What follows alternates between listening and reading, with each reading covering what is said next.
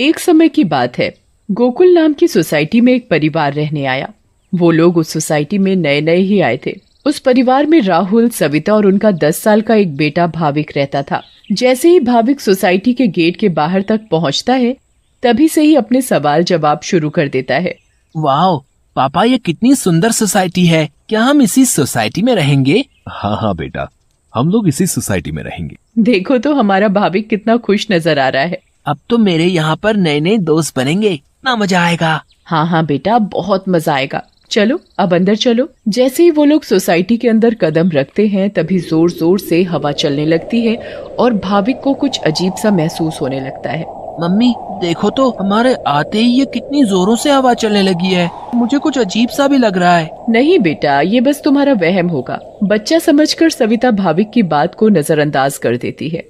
वो लोग अपने फ्लैट पर पहुंचते हैं। चलो चलो, अब आप दोनों जल्दी से फ्रेश हो जाओ, सोने का समय हो गया है। हाँ, क्योंकि कल मुझे इंटरव्यू के लिए भी जाना है। भाविक, राहुल और सविता कमरे में जाकर सो जाते हैं। ऐसे ही चलते चलते उन्हें 1 महीना बीत जाता है।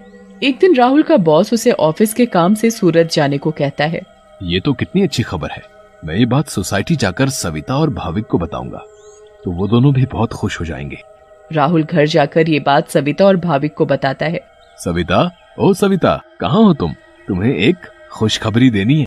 अरे हाँ हाँ, क्या हुआ? इतना क्यों चिल्ला रहे हैं आप? हाँ पापा, क्या हुआ? आप इतने खुश क्यों नजर आ रहे हो? अरे खुश ना हो तो क्या करूं, बात ही ऐसी है। अब आप बताएंगे भी, क्या बात है? मुझे मेरी नौकरी की तरफ से सूरत ले जा रहे हैं। बहुत बड़ा प्रोजेक्ट है। अगर सब अच्छे से हो गया तो क्या पता वहाँ से आने के बाद मेरा इंक्रीमेंट भी हो जाए। अरे वाह, ये तो बहुत अच्छी खबर है। वाह पापा, आप तो सूरत जा रहे हो। मैं भी जाऊंगा, मैं भी जाऊंगा। बेटा, मैं तुम्हें अपने साथ नहीं ले जा सकता। और सविता, तुम मेरा सामान पैक कर दो। मुझे आज ही रात 12 बजे तक निकलना है। मैं बस कुछ ही दिनों के लिए जा रहा हूँ।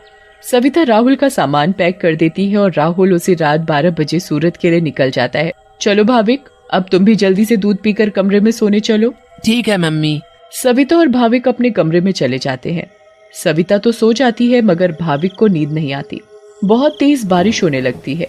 भाविक बालकनी में जाकर खड़ा हो जाता है और बारिश के मजे लेने लगता है। वाह, कितना सुंदर नजारा है। भाविक की नजर अचानक सामने वाले फ्लैट पर पड़ती है, तो वहाँ एक मोमबत्ती जल रही होती है। ये क्या है? ये सामने से कैसी रोशनी दिखाई दे रही है?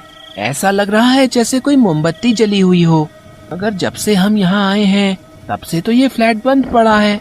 भाविक को फिर अचानक से एक औरत चलती हुई दिखती है। अरे ये औरत कौन है? कहीं यहाँ कोई भूत तो नहीं? मम्मी, मम्मी, भूत, भूत, मम्मी, मम्मी बचाओ, मुझे बचाओ। क्या हुआ बेटा, क्या हुआ? तुम इतना क्यों घबरा रहे हो? मम्मी, वो भूत, भूत। क्या बोले जा रहे हो तुम? ठीक से बोलो, मुझे कुछ भी समझ में नहीं आ रहा है। मम्मी, मुझे नींद नहीं आ रही थी तो मैं बालकनी में जाकर खड़ा हो गया और बारिश देखने लगा। तभी मैंने सामने के फ्लैट में जलती हुई मोमबत्ती देखी और एक औरत को देखा। नहीं बेटा, ये भूत वूत कुछ नहीं होता। ये तुम्हारे मन का वहम है। नहीं मम्मी, मैं सच कह रहा हूँ। नहीं बेटा, चलो अब सो जाओ, रात बहुत हो रही है। नहीं, मैं आपको लेकर जाता हूँ। अच्छा चलो, दिखाओ कहाँ है भूत। फिर भाविक सविता को बाहर लेकर जाता है। कहाँ है भूत? मुझे तो कहीं कोई नहीं दिख रहा। मम्मी देखो, वहाँ पर देखो, वो सामने वाले फ्लैट में। अरे बेटा, कुछ भी नहीं है वहाँ पर। नहीं मम्मी, मैं झूठ नहीं बोल रहा। अच्छा ठीक है ठीक है, चलो अब जल्दी कमरे में जाओ और सो जाओ। फिर वो दोनों कमरे में जाकर सो जाते हैं। भाविक, अब तुम्हें डरने की कोई जरूरत नहीं है। मैं तुम्हारे साथ सो रही हूँ ना, अब तुम आराम से सो जाओ। अगली सुबह भाविक सोसाइटी के दूसरे बच्चों से मिलता है। तुम सबके नाम क्या है? मेरा नाम पिंकू है। मेरा नाम सोनू है। और मेरा नाम गोली है। सारे बच्चे मिलकर पूरा दिन खूब मस्ती करते हैं। फिर रात में सारी औरतें सोसाइटी कंपाउंड में बातें करती हैं। तभी सविता रात की बात सारी औरतों को बताती है। दूसरी ओर भाविक और उसके सारे दोस्त लुका छुपी खेल रहे होते हैं। पिंकू गिनती करना शुरू कर देता है। तभी सारे बच्चे इधर उधर छिप जाते हैं, मगर भाविक खेल खेल में अपने फ्लैट के सामने वाले फ्लैट के दरवाजे तक पहुंच जाता है। उसे ये पता नहीं होता कि ये वही फ्लैट है जिसमें कल रात उसने एक औरत को जलती हुई मोमबत्ती के साथ देखा था। अरे ये दरवाजा तो खुला हुआ है और यहाँ तो कितनी सारी लाइटें हैं। चलो अब मैं जल्दी से इस घर में छिप जाता हूँ ताकि मुझे कोई ढूंढ ही ना पाए। वो जगह ठीक है, मैं उस कमरे में जाकर छिप जाता हूँ। भाविक जैसे ही उस फ्लैट के कमरे की ओर जाने लगता है, वैसे ही बाहर की सारी लाइट्स लुप लुप होने लगती हैं। ये क्या हो रहा है यहाँ पर? अचानक ये लाइटें लुप लुप कैसे होने लगी? भाविक इधर उधर देखने लगता है। तभी भाविक की नजर दरवाजे के ऊपर पड़ती है। ये दरवाजे के ऊपर क्या लिखा हुआ है? भूत! मम्मी, मम्मी बचाओ बचाओ! भाविक चिल्लाते हुए सोसाइटी कंपाउंड में जा पहुंचता है। अरे, ये आवाज तो भाविक की लग रही है। ये तो भाविक की ही आवाज है। भाविक की आवाज सुनकर सारी औरतें और आदमी कंपाउंड में जमा हो जाते हैं। तभी वो देखते हैं कि सामने से भाविक भागते भागते चला आ रहा है। मम्मी, मम्मी, वहाँ सच में वहाँ भूत है। क्या हुआ बेटा भाविक? हाँ बेटा, क्या हुआ? तुम इतने घबराए हुए क्यों लग रहे हो? हाँ बेटा, कुछ तो बताओ। कहीं तुमने फिर से सामने वाले फ्लैट में भूत तो नहीं देख लिया? भूत? भूत? कहाँ है भूत? मैं छुपने के लिए एक फ्लैट में चला गया क्योंकि उसका दरवाजा खुला हुआ था। मैंने वहाँ लिखा देखा। क्या लिखा देखा और कहाँ देखा? कि यहाँ से चले जाओ वरना मैं तुम्हें मार दूंगी। चलो बेटा, तुम हमें वहाँ लेकर चलो। हाँ हाँ, चलो अंकल, मैं आपको वहाँ लेकर चलता हूँ, आप खुद ही देख लेना। भाविक सभी लोगों को उस फ्लैट में लेकर जाता है। कहाँ लिखा है बेटा? अरे, यही तो लिखा था। चलो भाई, यहाँ तो कुछ भी नहीं है। बेटा भाविक, चलो अब चलो। सभी लोग भाविक को वहाँ से ले जाते हैं, मगर भाविक उस दरवाजे को देखते देखते चलता है। नहीं अंकल, मैं सच बोल रहा हूँ। हमें इस बच्चे की बात एक बार मान लेनी चाहिए और आज रात मिलकर सोसाइटी पर नजर रखनी चाहिए। हाँ, आप सही बोल रहे हो। क्या पता ये सब सच हो। तो ये तय रहा कि आज रात हमारे पति सोसाइटी की देखभाल करेंगे। उस रात 3 आदमी सोसाइटी के गेट पर खड़े रहकर सोसाइटी की देखभाल कर रहे थे। मुझे जरा बाथरूम जाना है, मैं बस अभी जाकर आता हूँ। हाँ हाँ ठीक है, तुम होकर आओ। क्या हुआ जी? गुड्डू को आता हूँ, से डर लग रहा है। अब सोसाइटी के दरवाजे पर सिर्फ रमेश यानी तीसरा आदमी ही बचता है।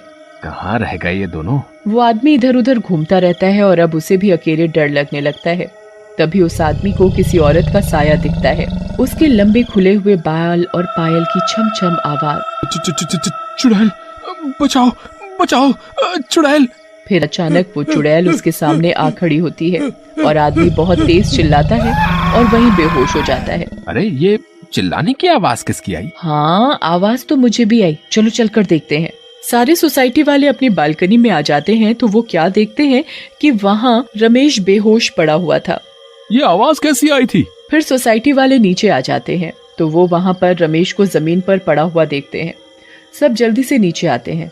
सविता और भाविक भी नीचे आ जाते हैं। अरे, कोई इन्हें होश में लाओ। उठिए भाई साहब, उठिए। फिर कुछ ही देर में रमेश को होश आता है और वो सारी बात सोसाइटी वालों को बताता है जो उसके साथ कुछ देर पहले हुई थी। तभी सोसाइटी में अजीब सी आवाजें आने लगती हैं। मम्मी, देखा ना, मैंने बोला था ना कि भूत है। हाँ बेटा, तुम सही कह रहे थे। तभी सोसाइटी के बीचों बीच धुआं उठने लगता है और वहाँ वो चुड़ैल आ जाती है। कौन हो तुम और क्यों हमें इतने दिनों से परेशान किया हुआ है? हाँ हाँ बताओ, क्यों तुमने इतने दिनों से इन लोगों को परेशान किया हुआ है? हम भी तो इसी सोसाइटी में रहते हैं। तुमने कभी हमें तो परेशान नहीं किया, तो इन लोगों को ही क्यों? हाँ हाँ बोलो बोलो।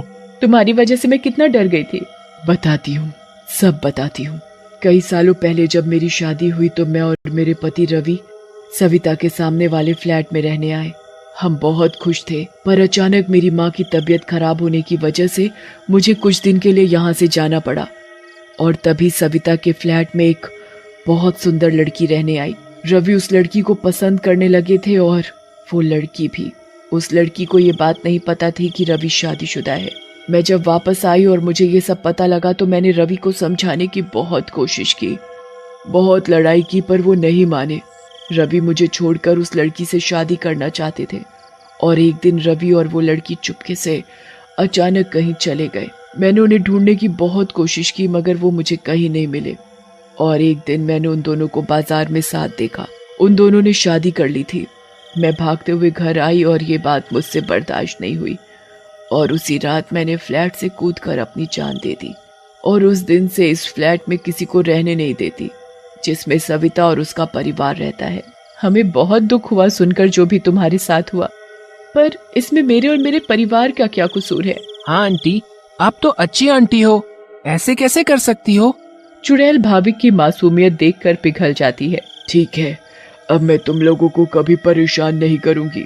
ऐसा कहते ही वो चुड़ैल हवा में गायब हो जाती है और कभी किसी को परेशान नहीं करती।